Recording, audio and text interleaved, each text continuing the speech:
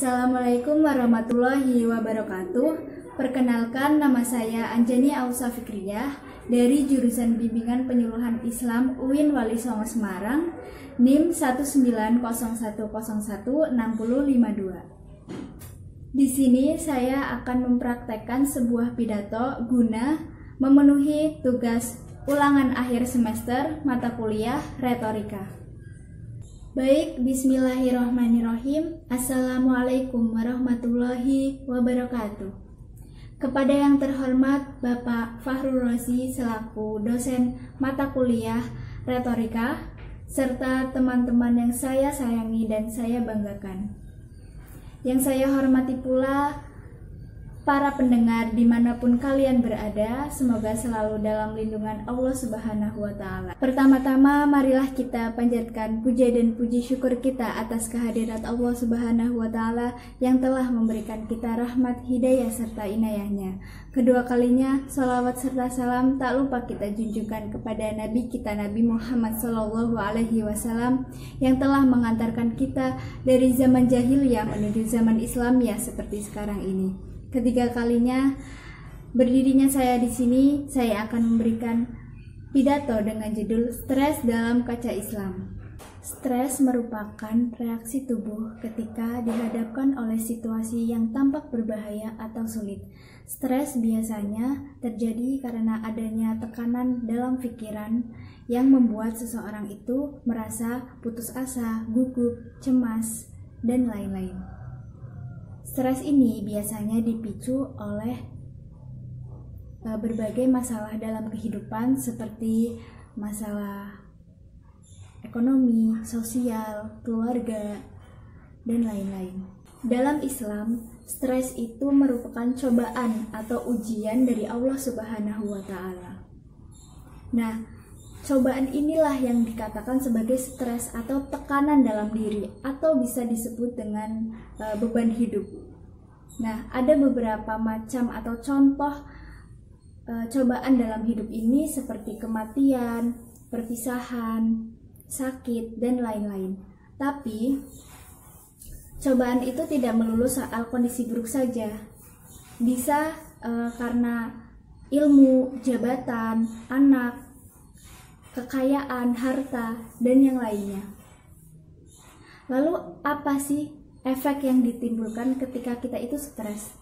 Nah, efek yang ditimbulkan ketika kita stres itu, yang pertama, konsentrasi pasti akan berkurang. Dan yang kedua, kita akan mengalami gangguan dalam proses berpikir. Dan yang ketiga, kita tidak dapat berpikir dengan jernih. Dalam Islam, ada beberapa cara untuk mengelola stres. Jadi, langkah awal untuk mencegah stres atau mengelola stres yaitu kita harus tahu dan harus menanamkan pada hati kita bahwa ujian atau cobaan itu datangnya dari Allah. Kenapa Allah memberikan cobaan kepada kita? Nah, tujuannya agar Allah itu mengetahui seberapa besar tingkat keimanan kita. Lalu apa dalilnya? Dalilnya ada di surat Al-Ankabut ayat 2. A'udzubillahi minasyaitonirrajim. Bismillahirrahmanirrahim. Ahasiban nasu ayaturku ayyakulu amanah wa hum la yuftanun.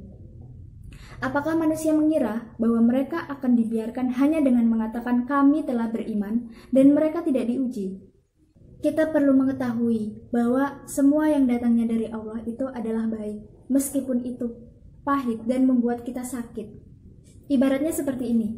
Jika ada seseorang yang ingin naik kelas, biasanya itu kan ada ujiannya terlebih dahulu. Nah, itu menjadi tolak ukur bahwa anak itu mampu atau tidak untuk berada di kelas yang lebih tinggi. Dan ini sama seperti kita, seperti ujian atau cobaan dalam hidup kita, bahwa ketika Allah itu memberikan cobaan kepada kita, apa respon pertama kita? Ataukah keluhan? Ataukah bersabar? Nah, jika kita bisa bersabar atas ujian yang diberikan oleh Allah Subhanahu wa Ta'ala, insya Allah akan meningkatkan derajat keimanan kita.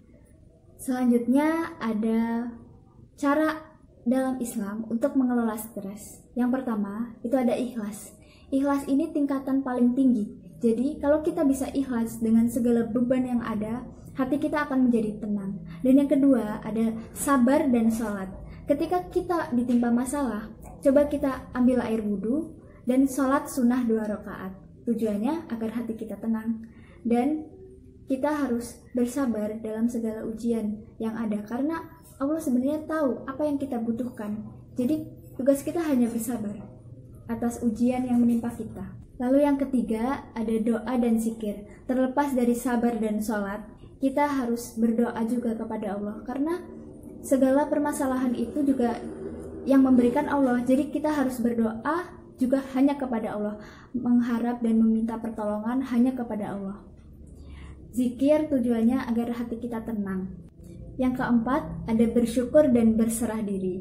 Bersyukur atas apa yang menimpa kita, bahwa itu artinya Allah masih memperdulikan dan memperhatikan kita dengan adanya ujian itu. Dan berserah diri, karena apapun permasalahan dalam hidup itu Allah yang memberikan. Jadi kita harus berserah diri dan menggantungkan segala permasalahan dalam hidup ini kepada Allah.